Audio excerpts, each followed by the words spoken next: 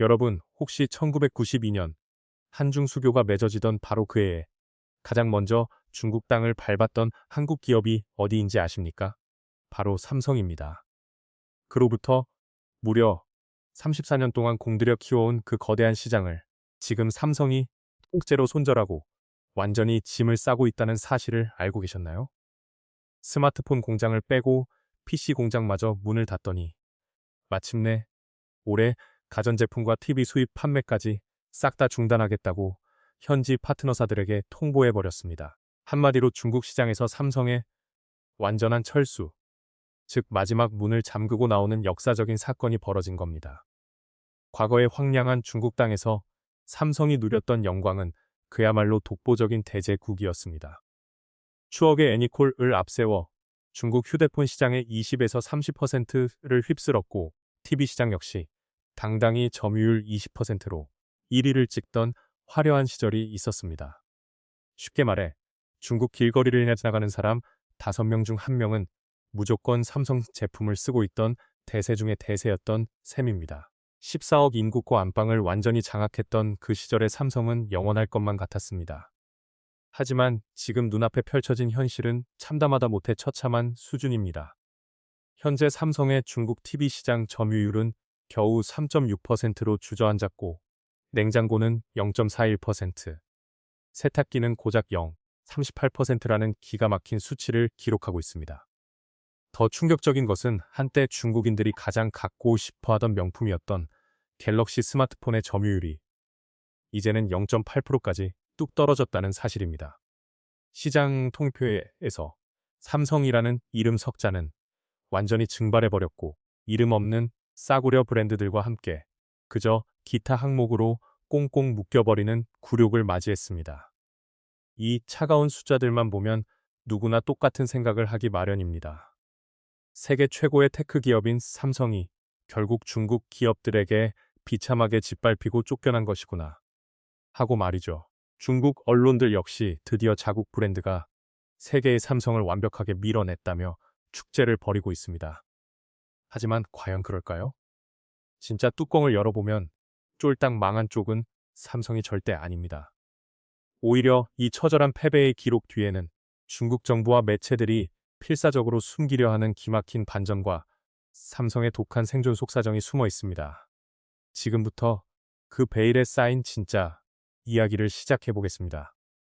삼성의 중국 철수는 어느 날 홧김에 내린 결정이 결코 아니었습니다. 아주 오랜 기간 동안 치밀하고 차근차근 진행된 마치 도미노가 하나씩 쓰러지는 듯한 거대한 전략적 후퇴였죠. 시작은 2018년 톰진에 있던 스마트폰 공장의 가동을 멈추면서부터였습니다. 이어 2019년에는 광둥성 후이저우의 핵심 휴대폰 공장 문을 닫았고 2020년에는 수저우의 PC 생산 라인마저 전면 중단하며 대규모 구조조정을 단행했습니다. 그리고 마침내 올해 남은 TV와 가전제품 라인까지 싹 정리하며 마침표를 찍은 것입니다.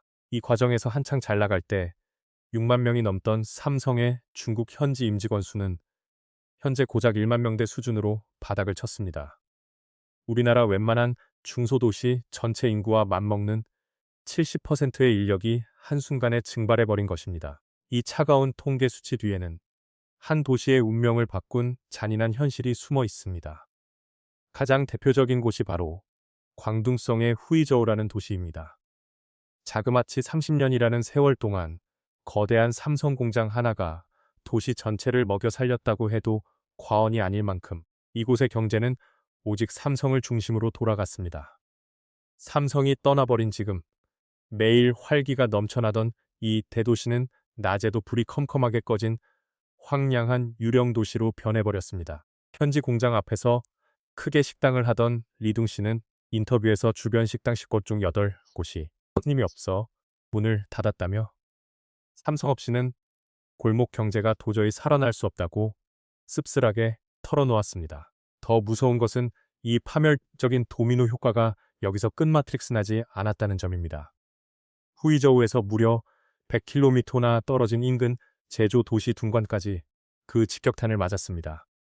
둥관에는 삼성 공장의 부품을 납품하던 수많은 협력업체들이 몰려 있었는데 이 거대한 손님이 사라지자 줄줄이 휘청이기 시작한 것입니다. 나사를 깎고 부품을 만들던 공장들, 로봇 산업을 키우던 첨단 기업들, 심지어 직원들을 출퇴근시키던 버스 회사와 식당들까지 하나의 생태계 전체가 통째로 무너져 내렸습니다. 공장 하나가 사라진 빈자리가 얼마나 잔인하고 거대한지 비로소 증명된 셈입니다.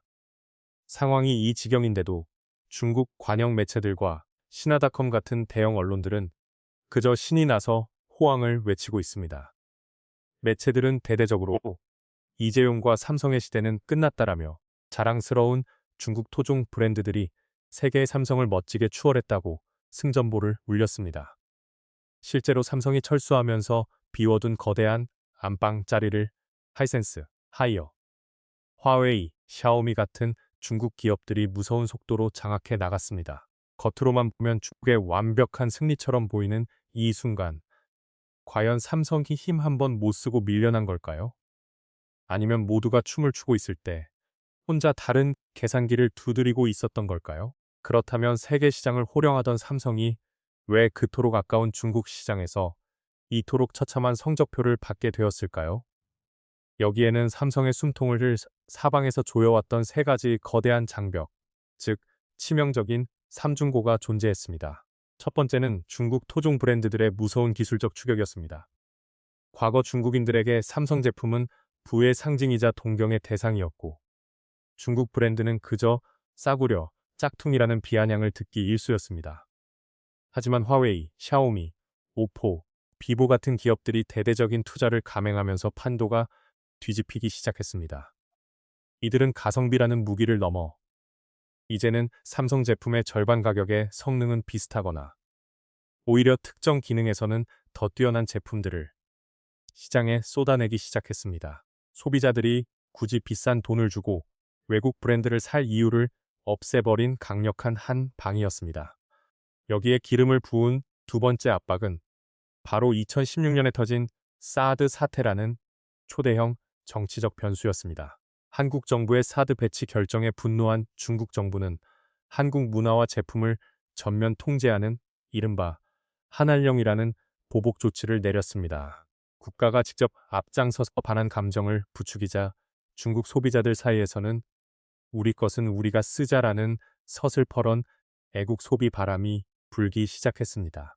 안 그래도 기술력을 바짝 추격당하던 삼성은 국가 간의 복잡한 정치적 갈등 속에서 아무런 잘못도 없이 하루아침에 직격탄을 맞았고, 든든했던 중국 소비자들은 순식간에 차갑게 등을 돌려버렸습니다. 마지막 세 번째는 세계의 공장이라 불리던 중국의 비용 함정이었습니다. 삼성이 처음에 리스크를 감수하고 중국 땅에 대규모 공장들을 세웠던 이유는 단 하나, 한국의 몇 분의 1 수준에 불과했던 저렴한 인건비 때문이었습니다. 하지만 중국 경제가 매년 미친 듯이 고속 성장하면서 현지 노동자들의 임금 역시 가파르게 치솟았습니다. 결국 삼성 입장에서는 물건은 안 팔리는데 만드는 비용은 비싸지는 최악의 상황에 직면하게 된 것입니다. 정부의 보조금을 팍팍 받는 중국 기업들과의 가격 경쟁 자체가 불가능해진 구조 속에서 중국은 생산 기지로서도 소비 시장으로서도 매력을 완전히 상실한 땅이 되어버렸습니다. 사방에서 조여오는 절체절명의 위기 속에서 삼성은 기업 역사상 가장 거대하고 운명적인 갈림길에 서게 되었습니다. 대부분의 평범한 기업들은 그동안 쏟아부은 천문학적인 투자금과 34년의 시간이 아까워 눈앞에서 손해가 나도 미련을 버리지 못하고 버티기 마련입니다. 하지만 이 거대한 결단의 한복판에서 이재용 회장은 완전히 다른 선택을 내렸습니다. 바로 죽고자 하면 살고, 살고자 하면 죽는다는 사직생의 각오와 함께 아까운 것에 매달려 같이 죽지 말고 과감하게 도려낼 것은 도려내자는 독한 결단을 내린 것입니다. 체면을 차리기 위해 겉만 번지르르한 적자 시장을 붙들고 있는 대신 실리를 위해 삼성이 전략적을 초퇴를 선택한 셈입니다. 이들이 삼성이 중국에서 초퇴를 선택한 하지만 삼성이 중국 브랜드들에게 미련 없이 내주고 떠난 스마트폰과 저가 TV, 가전제품들은 사실 붙들고 있어봐야 적자만 나거나 마진이 극도로 낮은 이른바 돈 안 되는 시장이었습니다. 중국 매체들이 삼성을 이겼다며 만세를 부르고 좋아했던 그 안방 자리는 실상은 삼성이 스스로 손절하고 남겨둔 껍데기에 불과했던 것입니다. 진짜 소름 돋는 반전은 삼성이 가전 공장들을 철수하던 바로 그 시기에 중국의 심장부에 오히려 엄청난 돈을 더 공격적으로 쏟아붓고 있었던 비밀 기지에 있습니다. 그곳이 바로 중국 산시성 시안에 위치한 첨단 반도체 공장입니다. 일반 가전 라인은 미련 없이 다 정리하면서도 전 세계 낸드 플래시 물량의 10% 이상을 만들어내는 이 핵심 기지에는 투자를 대폭 늘렸습니다. 실제로 바로 얼마 전인 2025년 한 해에만 시안 공장에 무려 4,654억 원이라는 거금을 새로 투입했는데 이는 전년 대비 67%나 급증한 수치입니다. 결국 진짜 핵심은 삼성이 중국을 완전히 떠난 것이 아니라 자기가 압도적으로 잘하는 분야만 정교하게 남겨두고 나머지를 칼로 무자르듯 골라냈다는 사실입니다. 중국 토종 기업들이 삼성이 버린 저마진 가전제품을 주워들고 승리에 도취해 축제를 벌이는 동안 삼성은 중국이 절대 스스로 핵심 중의 핵심이자 가장 고부가 가치 산업인 반도체라는 진짜 알짜배기 이익의 뿌리를 더 꽉 쥐고 있었던 것입니다. 과연 이 게임의 진짜 승자는 누구이겠습니까? 역사를 돌아보면 변화의 흐름을 읽지 못하고 과거의 영광에만 안주했던 1등 기업들은 예외 없이 무너졌습니다. 한때 전 세계 휴대폰 시장의 절반을 장악하며 절대 강자로 군림했던 노키아가 스마트폰이라는 거대한 변화의 물결을 우습게 보다가 한순간에 역사 속으로 사라진 것처럼 말이죠. 1등이라고 해서 영원한 1등은 없으며 위기를 먼저 감지하고 누구보다 빠르게 움직이는 자만이 살아남는다는 교훈을 삼성은 너무나도 잘 알고 있었습니다. 그렇기에 삼성은 중국이라는 거대한 덫에 발이 묶이기 전에 달걀을 한 바구니에 담지 않는 과감한 사각편대 전략을 구축하기 시작했습니다. 삼성은 중국에서 빼낸 스마트폰 생산 기지를 베트남으로 발빠르게 옮겼습니다. 과거 중국이 주었던 저렴한 인건비의 매력을 베트남에서 고스란히 채우기 위해 삼성전기를 비롯한 결사들이 베트남에 12억 달러, 우리 돈으로 1조 8천억 원이 넘는 막대한 자금을 추가로 쏟아부으며 세계 최대의 생산 걸음을 완성했습니다. 동시에 중국이 가졌던 14억 인구의 거대한 내수 시장이라는 메리트는 또 다른 14억 인구의 기회의 땅, 인도 시장을 공격적으로 개척하며 완벽하게 대체해 나갔습니다.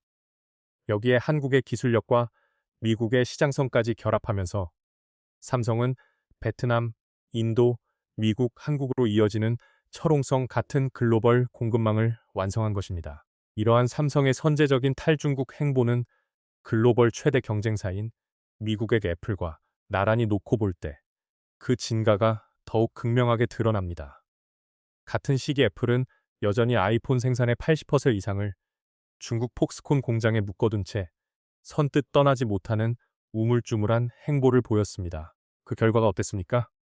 미국과 중국의 패권 전쟁이 본격화되고 거센 관세 폭탄이 쏟아지자 애플은 중국의 발목이 잡힌 채 고스란히 인질이 되어 벌벌 떠는 신세가 되었습니다. 반면 일찌감치 짐을 쌌던 삼성은 미중 갈등의 틈바구니 속에서도 아무런 타격 없이 유유히 관세 폭탄을 피해가며 미소를 지을 수 있었습니다.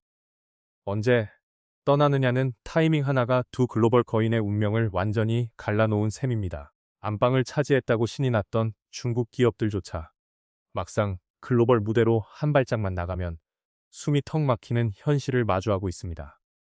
실제로 중국 1위 가전기업인 하이센스의 최고 경영자조차 중국 시장 안에서는 우리가 이겼을지 몰라도 전 세계 바다로 나가면 여전히 삼성이라는 벽은 까마득하게 높다라고 솔직하게 고백했을 정도입니다.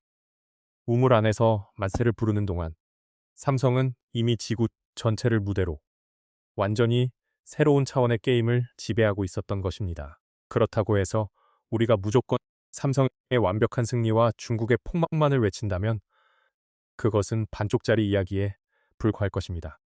냉정하게 판을 들여다보면 삼성이 마주해야 할 냉혹한 현실과 미래의 과제들도 분명히 존재합니다. 우선 EU 여하를 막론하고 14억 인구의 세계 최대 소비 시장을 통째로 잃었다는 사실 자체는 삼성에게 뼈아픈 손실입니다. 만약 향후 중국 경제가 다시 보란듯이 살아나고 내수 소비가 폭발하게 된다면 그때 떠나지 말았어야 했다는 후회가 부메랑이 되어 돌아올 가능성도 배제할 수 없습니다. 더욱이 안방 시장을 완벽하게 장악하며 체급을 키운 화웨이나 샤오미 같은 중국 브랜드들이 이제는 그 거대한 자본과 기술력을 바탕으로 글로벌 무대까지 뻗어 나와 삼성을 정조준하고 있습니다. 홈그라운드에서 키운 기초 체력으로 세계 시장에서 전면전을 걸어올 이들의 공세는 결코 만만치 않은 위협입니다. 게다가 삼성 역시 여전히 시안의 반도체 공장을 버리지 못했다는 점은 글로벌 공급망의 복잡한 얽힘 속에서 완벽한 탈중국이란 사실상 불가능하다는 한계를 스스로 보여주는 증거이기도 합니다. 결국 중국이라는 거대한 나라가 세계 경제에서 차지하는 비중은 삼성조차도 100% 끊어낼 수 없을 만큼 무겁다는 뜻입니다. 하지만 이 복잡한 조각들을 모두 모아 하나의 큰 그림으로 완성해보면 결론은 명확해집니다. 결국 삼성은 다가올 위기를 가장 먼저 그리고 가장 영리하게 탈출한 기업이라는 점입니다. 남들이 미련 때문에 우물쭈물하며 시간을 버릴 때 안 되는 사업은 과감히 도려내고 돈이 되는 반도체는 더 꽉 쥐며 생산 기지를 안전한 곳으로 옮겨 지정학적 폭탄을 피해 갔습니다. 오늘 삼성이 보여준 이 거대한 드라마에서 우리가 꼭 기억해야 할 단 하나의 핵심은 이것입니다. 진짜 승부를 가르는 강력한 힘은 끝까지 버틸 줄 아는 오기가 아니라 제때 내려놓을 줄 아는 과감한 결단이라는 사실입니다. 정들고 돈을 쏟아부은 과거의 매몰 비용을 과감하게 잘라낼 수 있었던 그 독한 용기야말로 위기의 순간에 삼성을 살려냈습니다. 더욱이 광활하고 끊임없이 변화하는 세계 지정학적 체스판 위에서 이것이야말로 삼성이 훨씬 더 유연하고 지능적인 제국으로 발전하는 데 도움이 된 진정한 원동력입니다.